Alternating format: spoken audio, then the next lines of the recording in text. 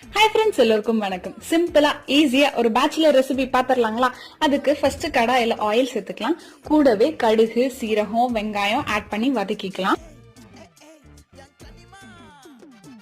இப்போ இந்த டிஷ்ஷுக்கு தேவையான உப்பு நம்ம சேர்த்துக்கலாம். தக்காளி, இஞ்சி பூண்டு, பச்சை மிளகா, உருளைக்கிழங்கு இதெல்லாமே இப்போ ஆட் பண்ணி நம்ம மிக்ஸ் பண்ணிக்கலாம். கூடவே தண்ணி ஊத்திக்கலாம். மஞ்சத்தூள், மிளகாய் தூள், மல்லித்தூள், பெருங்காயத்தூள் இதெல்லாமே நம்ம இப்ப ஆட் பண்ணிக்கலாம். இது எல்லாத்தையும் ஒரு மிக்ஸ் பண்ணிட்டு இப்ப இந்த உருளைக்கிழங்கு நல்லா வெந்ததுக்கு அப்புறமா நம்ம ஒரு எக் சேர்த்துக்கலாம்.